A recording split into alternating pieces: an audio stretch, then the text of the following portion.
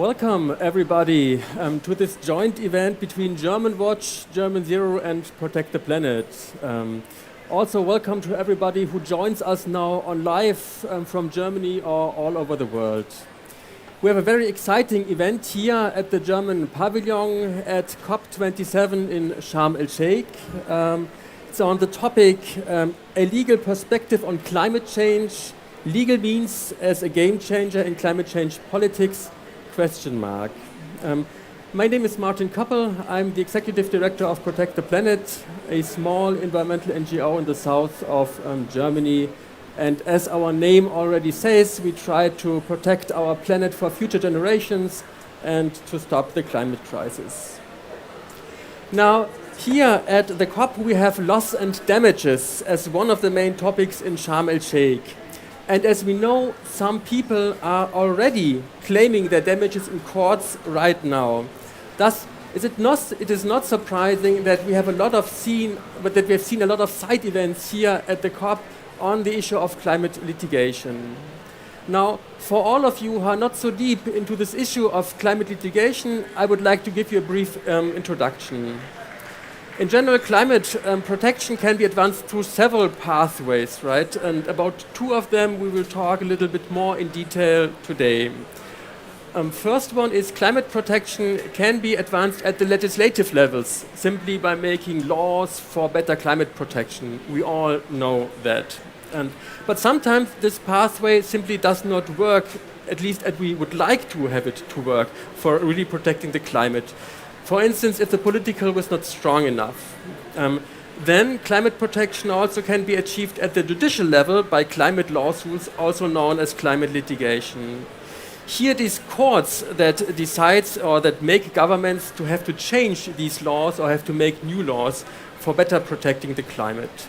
And this then increases the political pressure and brings a strong moral perspective into legal action for climate protection.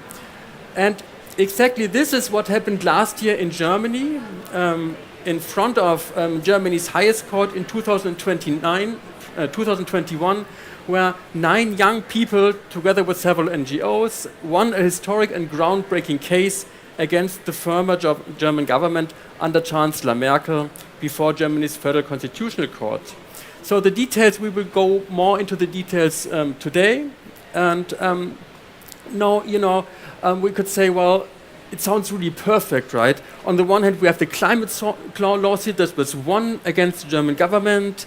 We had ambitious election promises in regard to climate protection from all democratic parties before the election. And we also do have the representation of the Green Party in the government. But still, as of today, Germany will miss its climate targets. And this is not some crazy or radical NGOs say, but this is what the Council of Experts that was appointed by the federal government and that also has the legal mandate to evaluate Germany's climate policies, what they say. Now, having said all this, what do we need for effective climate protection? What role can the legal as well as the judicial pathway play in that regard? Can legal means be a game changer in climate change politics? So these are some of the questions I would like to discuss today with my panelists as over here. And now we would like to do this in 2 rows. In the first row, we would like to give you a broad introduction, and then in the second row, we would go more into detail. And it is quite usual here at COPs, things are a little bit busy and go out of schedule, so we only have 45 minutes here before we have to stop this panel, because there's a press conference of Germany's Foreign Ministry, Annalena Baerbock, and Luisa, you also have to go a little bit earlier because you have a press conference as well, right? So 45 minutes over here. And now I would like to say enough initial words. Let's start with our conversation. And first I would like to introduce Lea Nesselhauf on the right of me. Lea, she's a lawyer and a co-author of the 1.5 legislative package. She, together with many others, has written. Lea works as a scientific consultant for German Zero, a German climate organization with the goal of making Germany climate neutral until 2035. And Lea, you're also someone who said, well, by writing the 1.5-degree legislative package, we as German Zero, you have done the work of the German government. So welcome here on the panel. Good to have you over here. So now I'd like to start simply by asking you, why do we need laws for climate protection at all?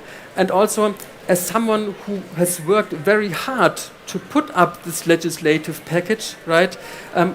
Why did you wrap up it at all? Do we need it, and what do we need it for? And furthermore, since we are here in the German Climate Pavilion, where the motto of this year is ambition and solidarity, I'm quite wondering, Lea, from your perspective, is the current German policy really ambitious? So the floor is yours. Thank you. I'm very happy to be here today. So why do we need it? We need laws for climate protection. I would say because climate protection simply hasn't worked without laws. The UNFCCC framework was established 30 years ago.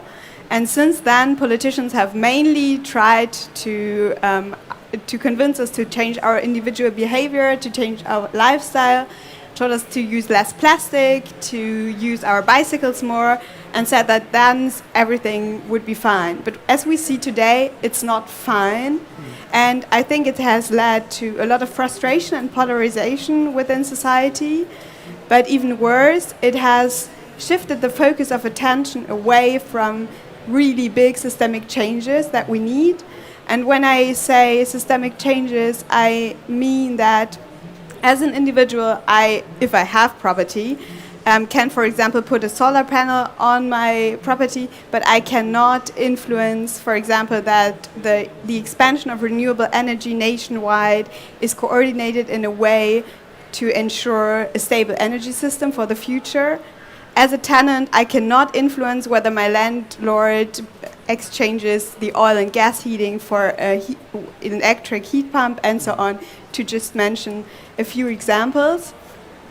So I think we need laws to make these changes, and this does not, just to make this clear, it does not mean denying our personal responsibility. It still remains, but we have to put it into perspective. And if we solely rely on individual responsibility, we will not keep 1.5 degrees and we will not keep 2 degrees either. So these laws must be enacted now. And this is also why we as an NGO did it, because we did not have a political mandate.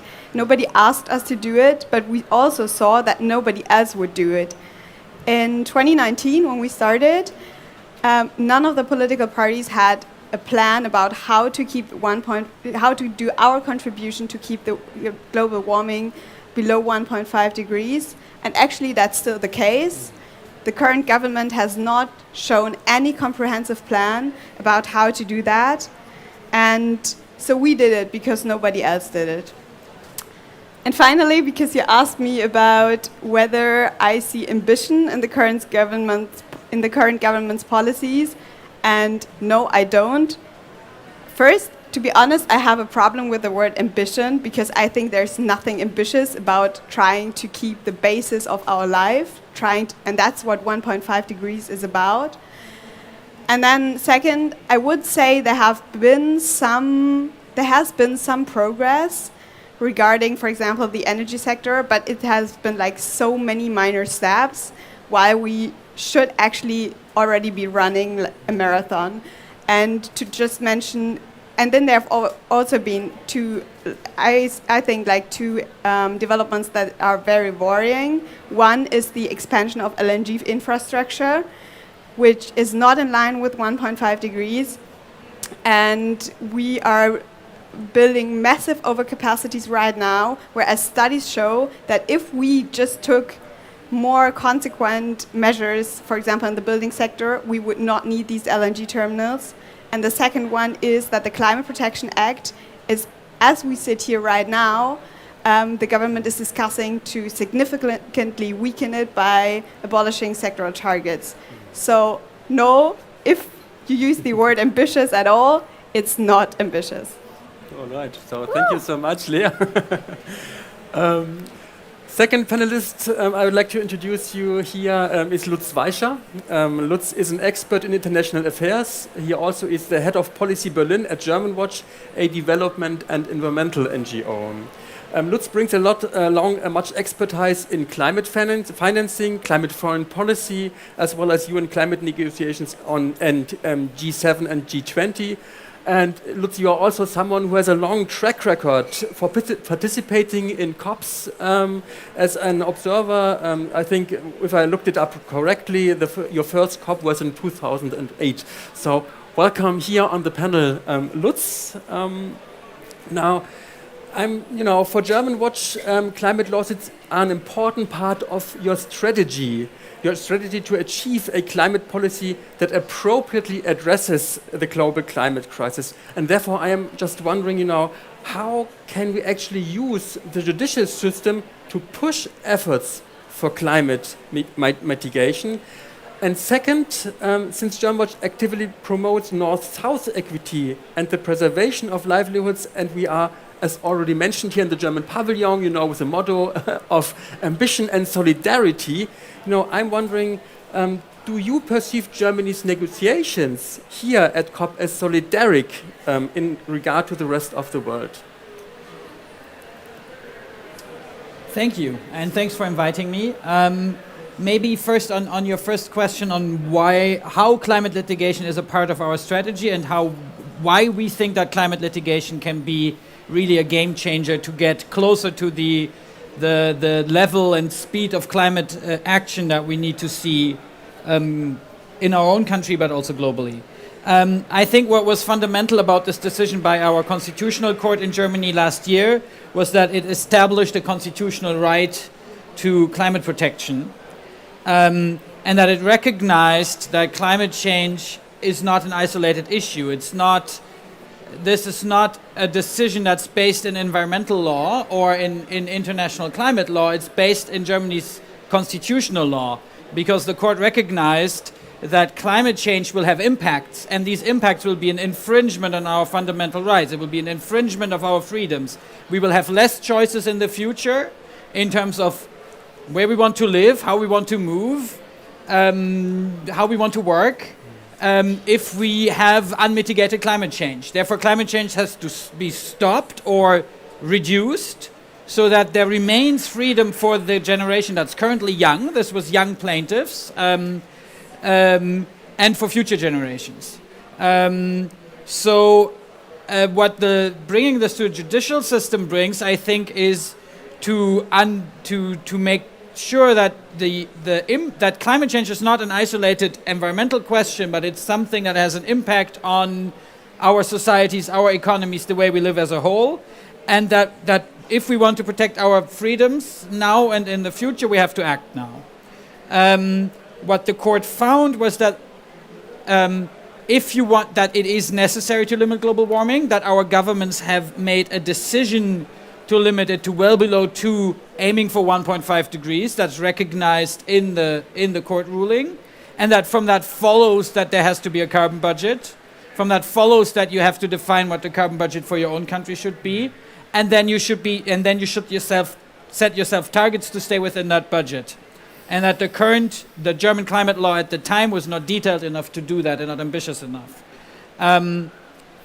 As we have heard, the implementation is not currently ambitious enough. The law was revised after this ruling, but our current policies are not good enough to meet the targets that are in that law. So it's quite possible that we will see additional lawsuits to also then hold the government to account. So it's a crucial accountability tool, I think. And it's a game changer internationally. This is not isolated from what's happening in the legal system of other countries. There are climate lawsuits all over the planet. This German ruling is now cited in cases in South Korea, cited in cases in front of the European Court of Human Rights. So it informs the broader legal debate globally and cases in other countries. Just very quickly on your solidarity question, of course, having an appropriate climate policy in our own country and reducing our emissions as fast as possible is one of the most important contributions we as a country can make also to an answer that shows solidarity with the world and with the vulnerables, because that will enable us to keep the 1.5 degrees limit. But there are other aspects of solidarity that were not really a part of this lawsuit, strictly speaking, but the court did recognize that Germany does have an international responsibility in its ruling, and that international responsibility includes the need to support developing countries. Germany is doing quite a bit on this, needs to do more, and I mean, they're in the middle of negotiating how to organize that, also on loss and damage, but that would be probably the topic for another panel. All right, so thank you, Lutz. So our third panelist over here, I would like to introduce to you Luisa Naubar. She holds a bachelor on science in geography. You're one of the most prominent German climate activists, and you're also one of the co-organizers of the Fridays for Future movement. You were also one among the 9 plaintiffs in Germany against or in the lawsuit in front of the Federal Constitutional Court in 2021. So welcome here on the panel, Luisa. It's great to have you here.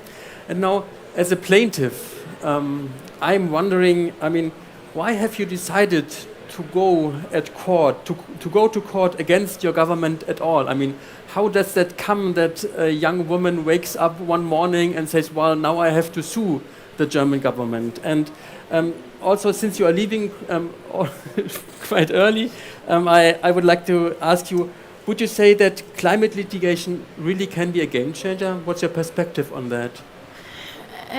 Good question. Thanks for having me. Yes, I'm one of the plaintiffs of the court case that German Watch and others supported. And I think it's quite obvious. Why would you sue your own government? Because you've tried everything else. So by the time that we went to court, the Fridays for Future movement and many other organizations that were behind it, we had mobilized in virtually every single part of the country for one entire year. And we had broken records of bringing the largest crowds for climate action on the streets ever. We had mobilized 30,000 scientists to come forward to say, we are right with what we're saying. We had organizations like German Zero, like others, making plans of what you can do, even providing the laws that could be done.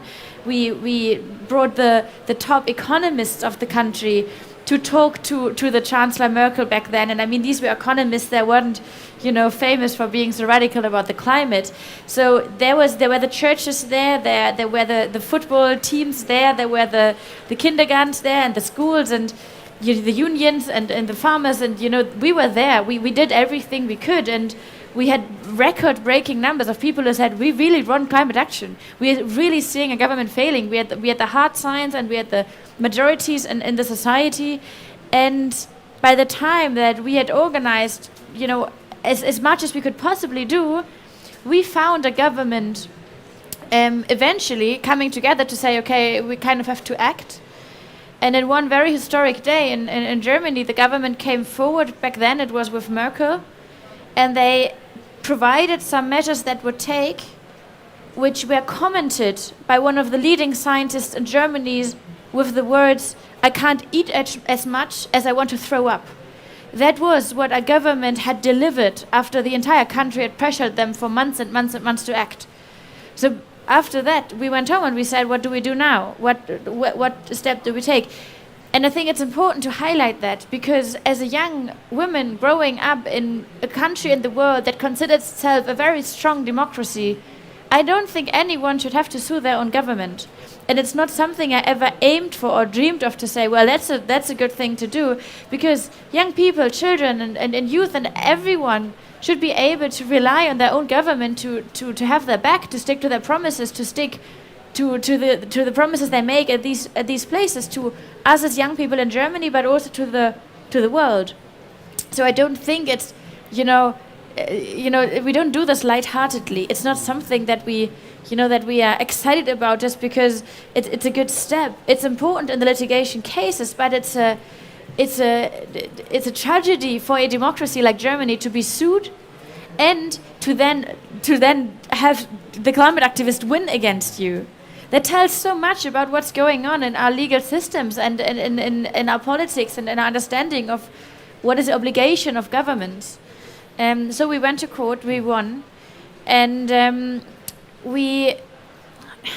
I think we now tend to romanticize what these cases can bring.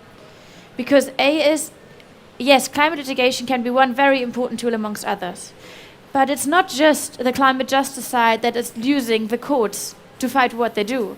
We have the other side, the fossil fuel lobbies, who are also going to court, and they are also winning. So as long as we talk about climate litigation without talking about what system change do we also need in our jurisdictional systems, this is not set to win. And we had very famous cases, just this year in the US happening, where the environmental agency, the Environmental Protection Agency, effectively lost in a court and was denied its powers in a way. We see, the fossil fuel industries going to court. We see many cases being lost against fossil fuel industries or lobbyists or governments. So this is not like, something we can just take over and say, now we're going to win that. And then I think there's one other thing that we have to talk about when we talk about climate litigation. We went to our constitutional court in Germany, which is the highest court there is, to defend our rights to climate justice and to freedom as youth, and a freedom that we should be able to enjoy even in 20 and 30 and 40, 50 years' time, just as our parents do now. And I think there is quite a consensus that this court ruling that we eventually got would have not been possible without the mobilization, without the discursive changes we've seen across the entire country, because that is what these courts do. They reflect the law, but they also respond to normative changes. And these normative changes, they have to be fought for, they have to be organized, they have to be won, and effectively every single member of our constitutional court, these guys are boomers, they're in their 60s and they all have children, and it was their children that were on the street with us. And that changes the perception of people working in our system, and we must not forget that a lot of the change that we are organizing and that we need to rely on is happening behind closed doors. It's happening where the families have breakfast and where the colleagues meet at the coffee machine and where the people, sit in the bus and find out they've been seeing the same news in the morning. So that is something I think we need to take up into the whole discussion about climate litigation. And once we do that, then I think there's just so much to win, so much exciting stuff to happening, and so much justice to be defended, really. Thank you, Luisa. Now I would like to introduce to you our fourth panelist who joins us online. It's Dr. Dirk Weinreich. Dr. Dirk Weinreich is Head of Division Climate Legislation and Emission Trading of the Federal Ministry of Economic Affairs and Climate Action in Germany. Mr. Weinreich also holds a PhD in law, and Mr. Weinreich also is a co-chair of the International Carbon Action Partnership that facilitates cooperation between countries, subnational jurisdictions and supranational institutions that have established or are actively pursuing carbon markets through mandatory cap and trade systems. So welcome here, Mr. Weinreich. Thank you for being here, although we all know you're very busy with the negotiations going on in the back. Now, Mr. Weinreich, you have heard the different voices over here, also about ambition and solidarity and the role of the German government. And I'm just wondering, what is your perspective on what you have heard so far?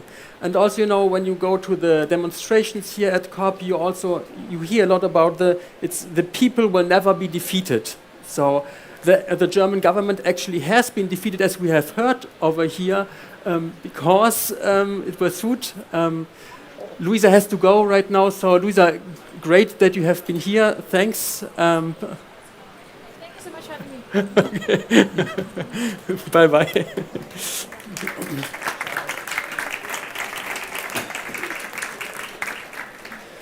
So sorry for interrupting there, but Mr. Weinreich, coming back to you, as a representative of Germany's federal government, what is your perspective on climate litigation, as well as on the legislative initiatives from civil society, and how does your ministry deal with these pathways?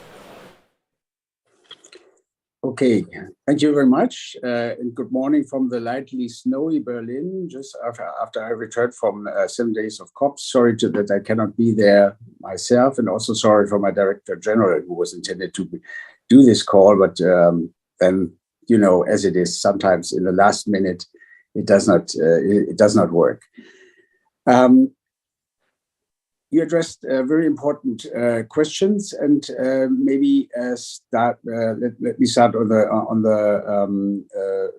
most important one: how far we see that climate litigation is legitimate, and all those proposals made for better legislation.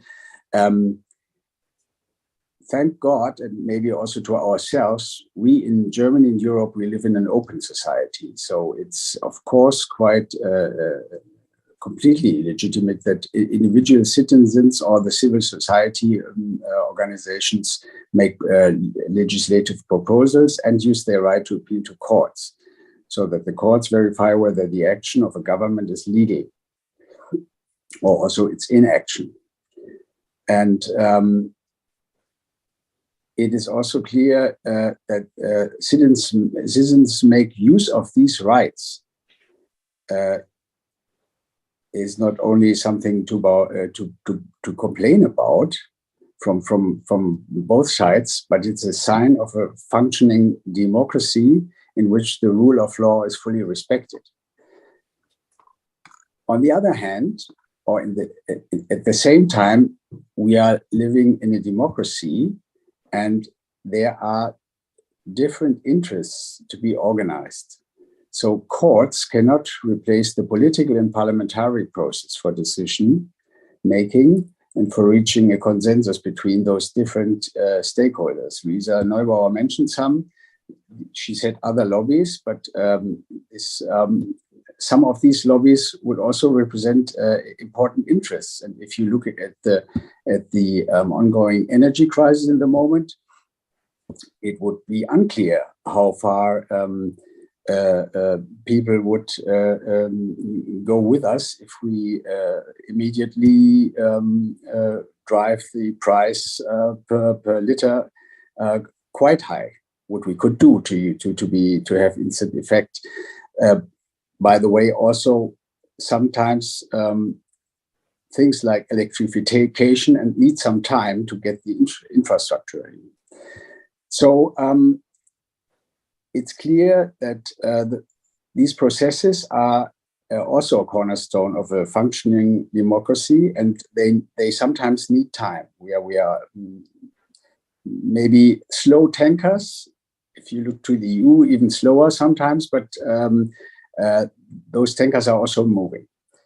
I think the experience in so far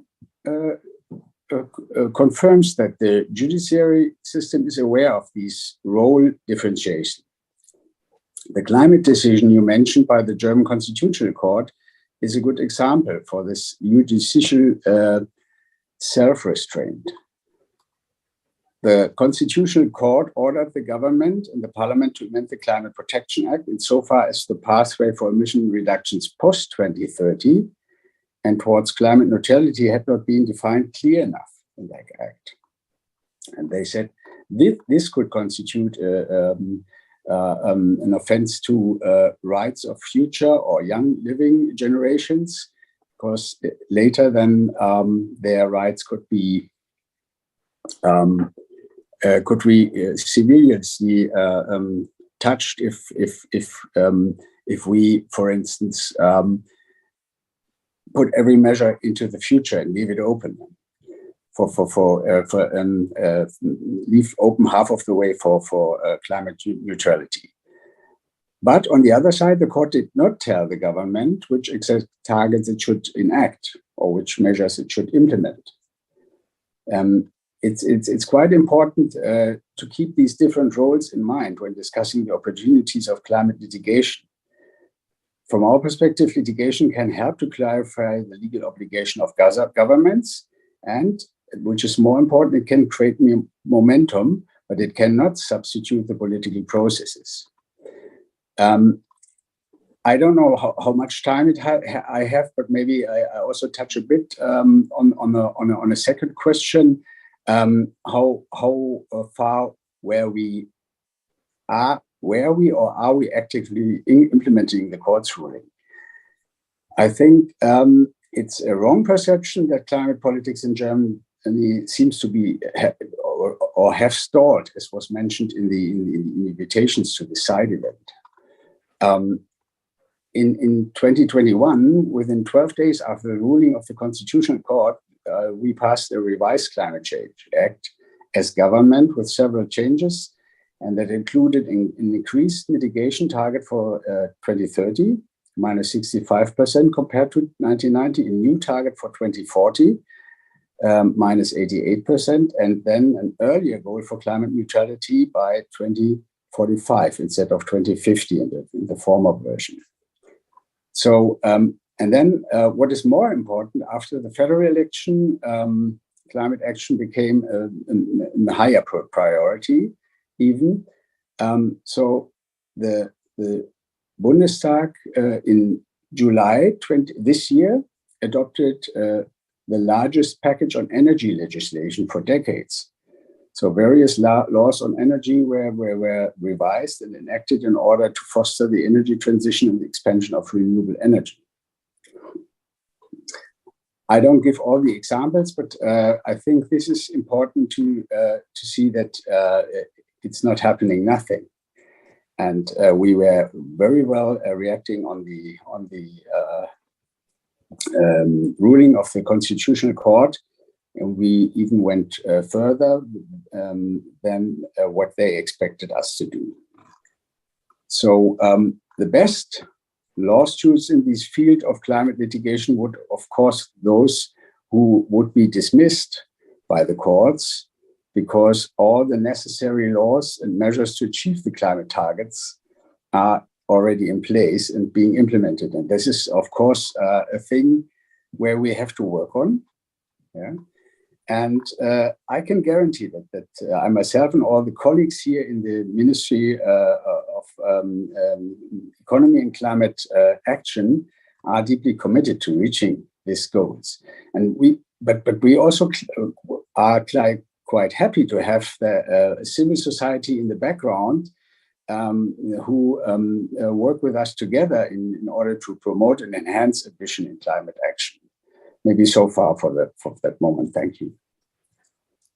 Thank you so much, Mr. Weinreich, for your important points. I mean, you mentioned an image there which was about a slow tanker, and I would like to pick that image up, right? Because now, and let's talk a little bit in the second row, and I think it's looking at the time. It also needs to be the final row here. I mean, what is really needed for making that slow tanker into a fast boat? Ideally electrically driven, not these. I don't know what kind of image you have in your mind when you hear about a slow tanker. I think it's very slow and it smells not very good. So, what is really needed? And I mean, you have your panelists over here who try to push that tanker, who try to help that tanker being rebuilt into that fast electrically driven boat. And now I'm just interested in Lea. I mean, you did all that hard work piling together the legislative package and doing this work. I mean, from your perspective here, I mean, would it work, to confirm or to convert the tanker to the fast boat? And so, what are your experiences with the legislative package? Have some of these examples of your legislative package, has the government already picked them up right now? Have you already had a thank you from the government? You did a great work, so thanks a lot for that. And finally, I mean, we have now a representative here from the federal government, and I'm just wondering, do you have 3 wishes for Mr. Weinreich to say, well, tomorrow or whenever you come back? So what are the things the German government should do right now? So okay, thank you very much. Many questions, I know. But yes, many questions. I will try to answer them briefly. Great. Well, let me say the reactions have been kind of mixed. It's not like everybody who has been waiting for us to do this. As I said, we didn't have a political mandate, and we are also implicitly like criticizing the way the government is doing climate politics right now. We have seen some progress, but everything is, and I just have to repeat this, it's too slow. And the most important major changes have not been enacted. Like, for example, the phase out of fossil fuel vehicles in 2035 is simply 10 years too late. And when I say 10 years too late, why, like, how can I say it's 10 years too late? And I just want to come back to what Lutz said before about the carbon budget. If we as Germany take our commitment to the Paris Agreement seriously, we have to align climate policies with the remaining carbon budget. And it's shockingly little, I can tell you. And I think this is actually the most important point of the court ruling. And we do not see that the German government is aligning its climate policies with this budget. So I think, why is this so important? Because it would mean a considerable shift in how climate policy is being enacted right now. Because it would shift the discussion from talking about somehow maybe reducing emissions to having to justify why we are still allowing emissions in a particular sector. Yet, as I said, we don't see this at all. And that's actually what the court called taking a shot in the dark. Like, we don't know where we are standing. And this maybe is like a good bridge to what the 3 points would be. The first one is to actually understand that we are in a crisis, that we have to act now and that we have to act fast. I think we also have to broaden our scope about what we think is as possible, because if we understand that we're in a crisis, things become possible that we hadn't thought about before. The COVID pandemic is a very sad example for that, but it's also a good example about how fast processes were enacted that we hadn't expected to happen before. So acknowledging that we're in a crisis is the first one. The second one is, as I already mentioned, aligning climate policies with our remaining carbon budget. And then I think the third one is about actually solidarity. We have to pay up for loss and damages. I think this is really important because it's a global crisis, and we've been talking a lot, and it's really important because about the national level. And it's important because the mitigation has to happen on a national level, but we also have to regain trust on an international level. And it's very important that we keep this in mind, and especially so-called developing countries need this support. So this would be the third point for me. Thank you. Thank you, Lea, for your important points. Now, Lutz, I'm interested in your perspective on what is needed right now to transform that slow tanker into the fast boat. I mean, climate litigation, can that be a game changer for this conversion? And also in regard to Mr. Weinreich here, what are the 3 main points you would like to give him back? Yes, thank you. I would like to build on what Mr. Weinreich actually said when he described the slow tanker. I think it's right to recognize that we live in a parliamentary democracy and there are different interests and things take time sometimes. And it's also right to recognize that some of these questions are very complex and organizing a just transition can also take time. But I think it's also important to recognize that we are in an urgent crisis situation. And what the court, I think, has done is to say, not everything is open to this politics as usual. There are certain things that are not open to the parliamentary discussions and different interest groups finding a consensus. To give an example, the court has said climate change is an urgent threat and you need to have an appropriate climate policy that's informed by a carbon budget. The court has explicitly said how exactly you define what your national carbon budget is, how you break down the global budget to a national budget, that's something you can discuss politically. There are different formulas and approaches you may use, but you have to do it. So there's certain things that are sort of off the table, that have to be done, and there's certain room to exactly agree how to do it. Another example, the sector where we're really over Germany, where the German government, the German transport minister is failing to implement this ruling and to stick to Germany's climate targets. Likewise, it's open to political discussion whether we want to use a speed limit or invest massively in public transit or change the way we tax our cars or promote EVs more or a combination of those. That can be discussed. But that we have to do sufficient measures that we keep to our targets cannot be discussed. That's an obligation that follows from the law, and currently the German government, but more specifically our transport minister, is breaking the law. And the chancellor, who's the only one who can tell a minister what to do, really has to stop him. Like, we're currently in a situation where in one sector we're clearly breaking Germany's climate law, and no one's doing anything about it. And the chancellor, I think, has to use his authority and make sure that the government sticks to its own laws. Otherwise, I see further lawsuits coming, of course. That would be my first wish. It's explicitly not a wish to Mr. Weinreich's ministry or to himself. It's a wish to the chancellor. The other wishes would be to, of course, also make sure, I talked a lot about the transport sector, but also in the other sectors we have more work to do. And the Expert Council on Climate Change that was already mentioned also said that. The gap is biggest in the transport sector, but no sector is currently on track to meet the 2030 target. So there's a lot of work to be done. That would be my second wish. And the third one would be to take the international dimension of this seriously. Which means we need to see more ambitious climate partnerships with other countries. We need to see more climate finance. That's also a reflection of our international climate responsibility that the court has underlined.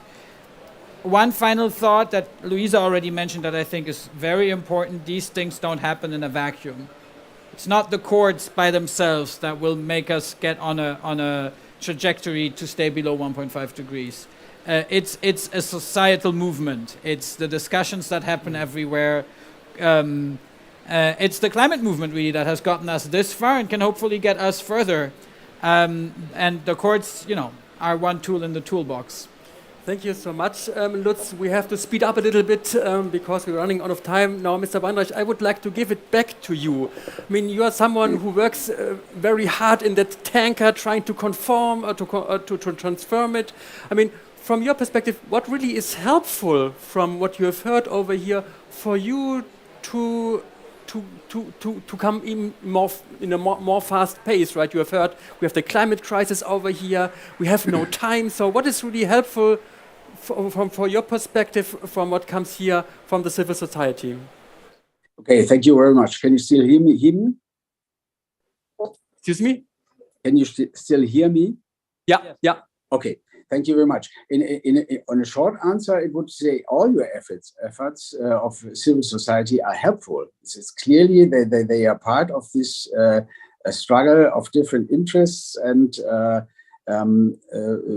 to reach the best solution for society. And there are different crises, as you know.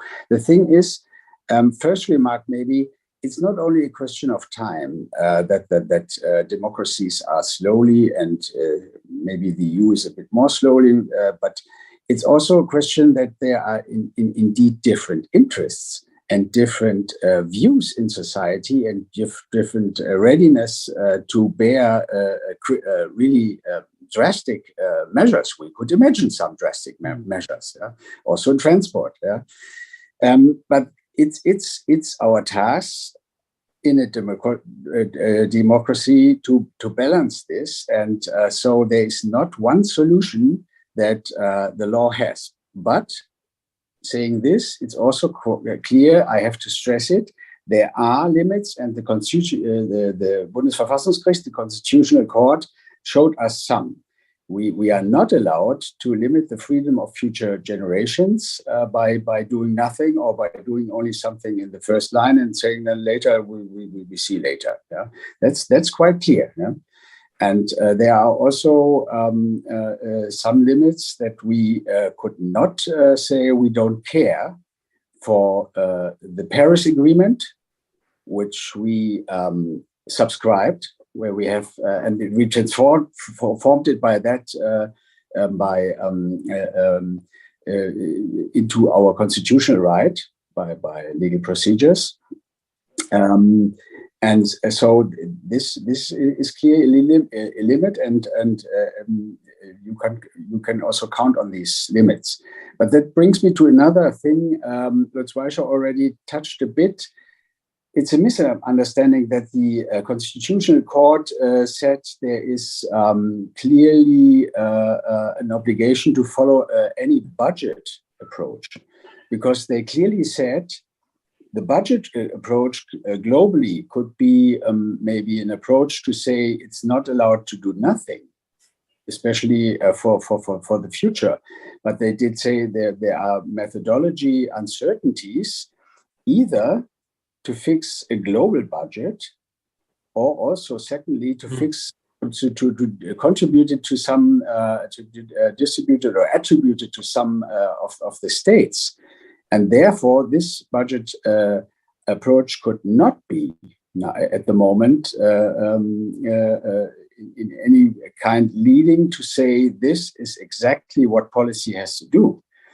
And Mr. Weinreich, I'm sorry, but I have to interrupt you here. Time is running out right now. Okay, then I'm getting signs here, so that we have to stop. Then allow me some last sentences. Okay. It is on transport. It's no secret that we are in hard discussions, but we are working on a so-called Klimaschutz-Sofortprogramm, a comprehensive program. We just 3 weeks ago initiated the official coordination, and it's clear that in the transport sector these are the most heavy discussions, also in the background of the energy crisis, as I mentioned, and. The last thing I want to stress that Luisa Neubauer made an important thing. Courts respond to changes in societal thinking. And this is something that you can influence. And therefore, I can only encourage you to keep on doing your work. It's not worthless. It impresses us. And it helps us also in this fight of interests. And it will also inspire courts. Thank you. Thank you so much, Mr. Weinreich. Thank you, everybody. As we have seen right now, we would need more time to go into details, and that can be something we can discuss more afterwards. But now we have to finish right over here. So thank you so much, everybody, for listening to that. And I hope that that there are some issues here you can pick up for your discussions, or that kind of inspire you and bring you forward. Thank you so much.